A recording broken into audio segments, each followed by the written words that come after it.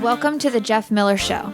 Each week, Jeff Miller of the Jeff Miller Consulting Alliance talks with Podcast Village host Charlie Burney about trends in business, consulting, and much more. The Consulting Alliance offers strategic counsel and tactical support to businesses, corporations, and nonprofit organizations in the Washington, D.C. area and beyond.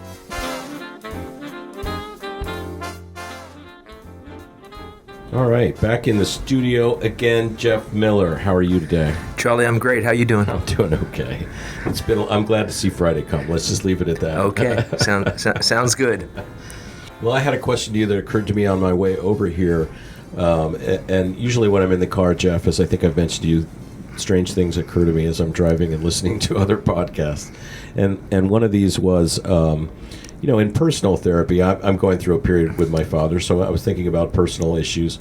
In personal therapy, you have good days and bad days, and I'm sure businesses have good days and bad days. But if you and I were one-on-one personal therapists, I might go to you and say, I really need to talk about this issue, which isn't a very business-like issue, but certainly a personal issue. But can it be that businesses get depressed too, or go through a blue patch, and what do you do? Does that correlate to what? Charlie, that's a great question. Yeah, there's a direct correlation. Keep in mind that businesses are made up of people. Right. So whether you're an executive, whether you're the CEO, or whether you're the owner of the business, you're prone to the ups and downs that the rest of us go through. So it is a microcosm or a macrocosm. Absolutely. So as far as a business is concerned, there's less play, if you will, or there's less affordability to allow those periods to stretch out. Because clearly it's going to impact on the bottom line, it's going to impact on your people, it's going to impact on every aspect of your own motivation. Right. So I've been doing a lot of thinking and some writing about mindful leadership. Okay.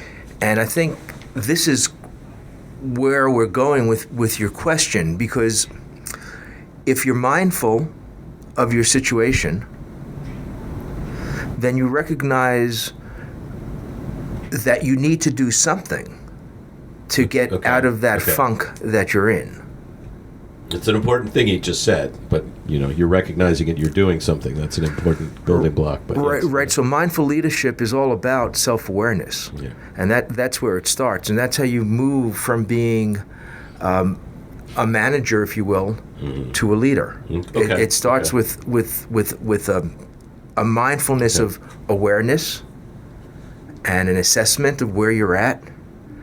And that's where you get to a point where you're not just managing people, but you're also inspiring with your heart and your soul. And that will get anybody out of a funk. I guess it would. Yes, it would get anybody out of a funk. But the whole, you don't ordinarily think of a business being depressed, so that's what I came at that point.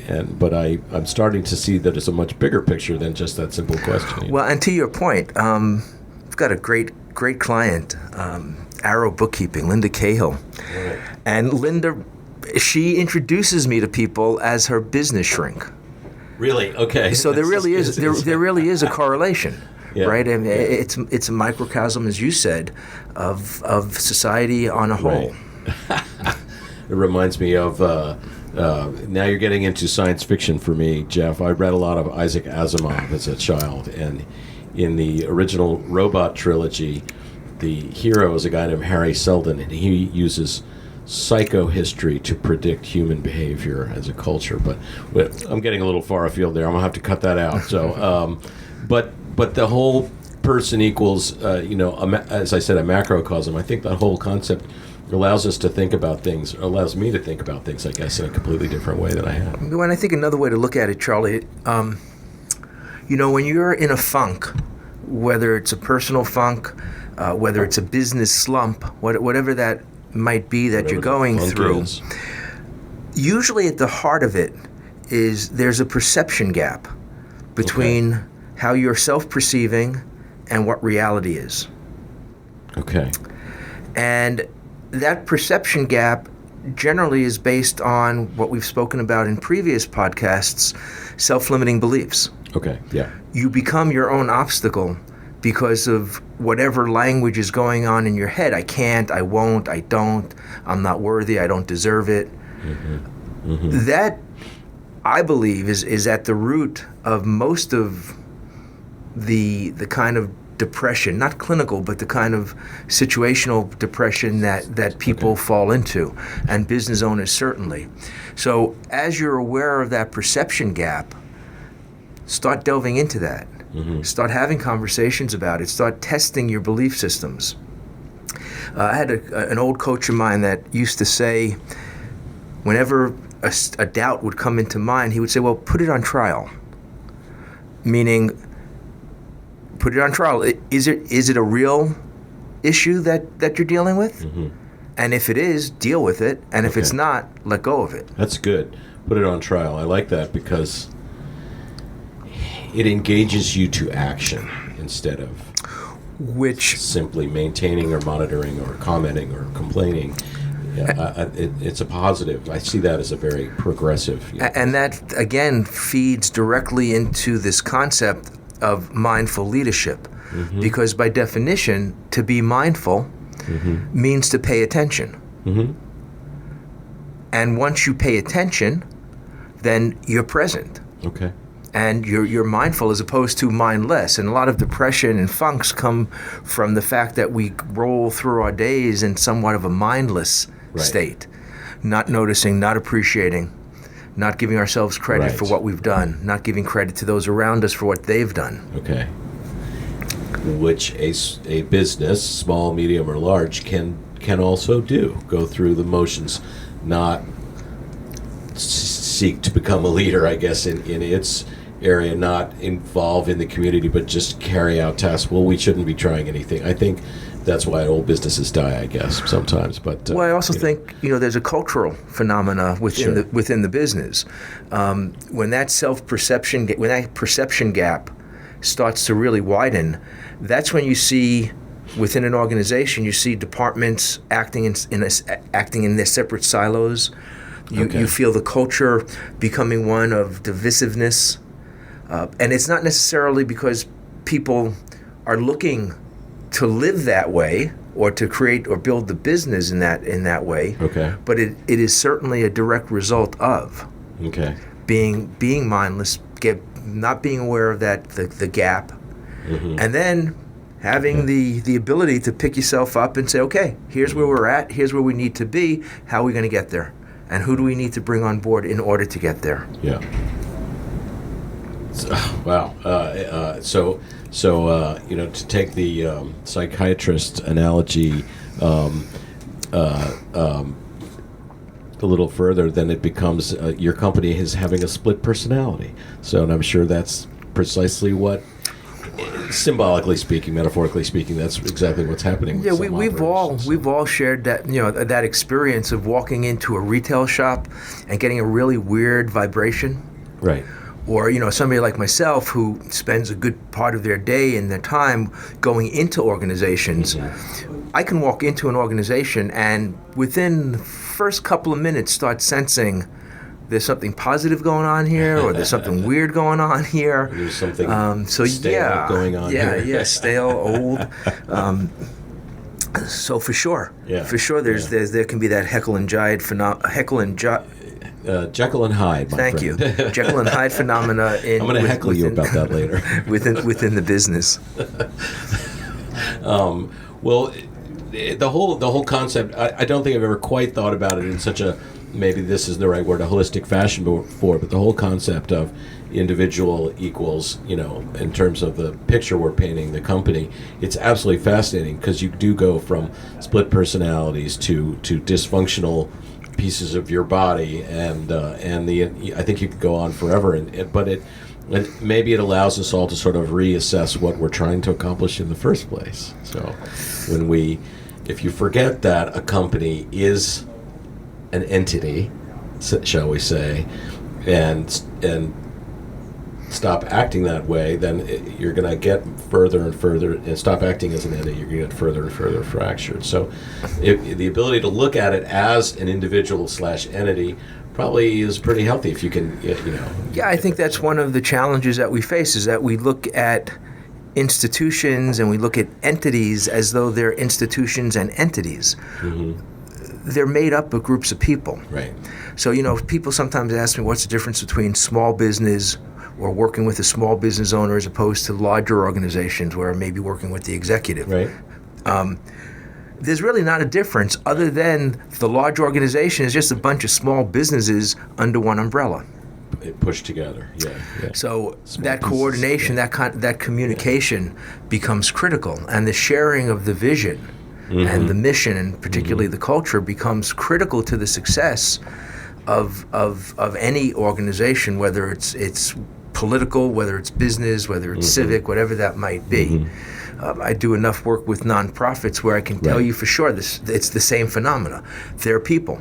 So therefore, because they're people, the issues, the problems, the challenges are the same. I understand. Okay. I'm sorry for the pause. It brings up a bunch of other things in my mind, but I'm trying to make sure that they're all connected. Then, if we're looking at you're absolutely right. The nonprofits also can be looked at in that same fashion. I'm wondering how we can, consciously. I guess it came through my mind that we're all preparing for tax season, and once a year we ought to make sure we're looking at ourselves in this dual. Looking at ourselves with these sunglasses that show us as an entity as well, and Well, I'll take that and run with that a little bit because it's an interesting analogy. So it's tax season, which means as an organization, you're being audited, right? Thank you. Yes.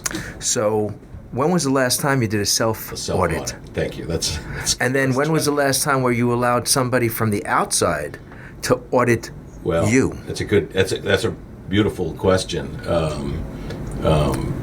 and it's scary, of course, to do that, a la, taking back to our person analogy, a la going to the doctor and having him give you a physical and inspect you. When is the last time you did that on a business level, and in a healthy way? I have to chime in and pat myself on the back because Jeff Davis and I, Jeff, were meeting today, and he found a piece of paper from a year ago, and we were talking about our goals for the upcoming year. And I think we did about 90% of them. So I was surprised as he kept reading them off. I said, "Well, but we did that too." So we got lucky this time, Jeff. So again, I'll keep feeding this back to mindful leadership and being mindful, because you can only achieve goals if you're mindful of what the goals are. Right. And you can only be mindful of what the goals are is if you're paying attention to them on an ongoing basis. Right. It's when we don't pay attention where life gets kind of funky and business gets funky. Paying attention doesn't mean you always see the good stuff. Sometimes you need to pay attention to see what the challenges are. And if you're not aware of it, if you're not on top of it, that's when a problem becomes something devastating. So, in business and in life, you need, as an individual, as a human being, whether it's life and or business, and I'll talk about that in a second because there's a false differentiation that we make there as well. Face the reality. Do what you need to do in order to move beyond. You can't put your head in the sand and expect something to change. Right. The only thing that'll change with your head in the sand is the castle coming down on you. Ouch. Now, one other thing, because it's also related, I think, to mindful leadership. Ellen Langer, the social psychologist, she's now teaching at Harvard, and she's been studying mindfulness for the last 40 or 45 years. And she talks about the myth of life-work balance. And that's what we always talk about, is having balance. Sure. So here's an interesting thing. If you stand up and you stand on one leg, you can balance yourself, right? Sometimes. Or if better yet, if you're on a high wire, that's all about balance. Yeah. But that's a hell of a fall if you lose your balance. Right. So why not just be integrated? So who you are with life, with work, it's a matter of integration, not of balance. And when you're integrating, you're the same person, whether you're with your family, whether you're at work, whether you're at a ball game, and life becomes much easier to navigate because you can let go of a lot of those stories. Now, obviously, when you're in different roles, there's some, obviously, you change a little bit. You may put another hat on, but you're not balancing it. Right. And if you could achieve that in the workplace, you have a workplace that becomes much calmer, much more Sure. Okay. productive and forward-thinking and less bickering and less conflict.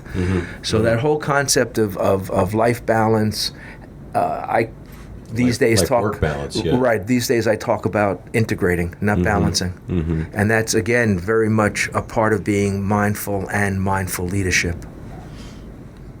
I couldn't agree with you more, and it makes the geek in me think about the tools that we talk about. How can we become further aligned and more in harmony with what our goals are, so that we are looking at that piece of paper instead of once or twice a year, that we're mindful of that, I guess is what I'm trying to say. So Yeah.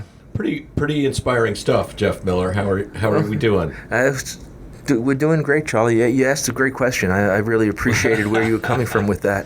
Well, it just popped into my head. Like I said, my goal is to find the right app that I can jot ideas down while I'm driving, and I haven't figured it out yet. Because when I'm driving, these things come to me, and I thought that I would ask you about that. Well, so I appreciate it. As you know, one of my favorite musicians is Sinatra, and one of my favorite recordings of his is "Fly Me to the Moon." Oh, right? please sing. And "Let Me Swing Among the Stars."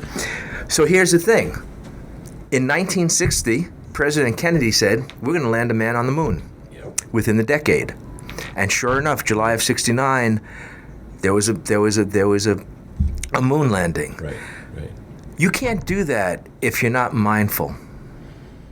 You can't achieve that kind of greatness. Pretty good analogy there, buddy. So, yeah, it's all about being mindful. Okay. And I won't sing again. You can sing whatever you want to, but you got to let me bring a guitar in next time so I can accompany you. You got it. So we're gonna hashtag this show mindful and mindfulness, and thank you, Jeff, very much. Hey, Charlie, thank you. Such a pleasure. Always. You have a great weekend, and until next time, this is Charlie Burney, Jeff Miller. Jeff Miller Show. The Jeff Miller Show is brought to you by Podcast Village, located at Launch Workplaces in Gaithersburg, Maryland. If you would like to contact Jeff or Charlie, please tweet to @Podcast Village or @JeffMillConsult. You can also email Jeff at jeff@jmconsultingalliance.com. What story would you like to tell?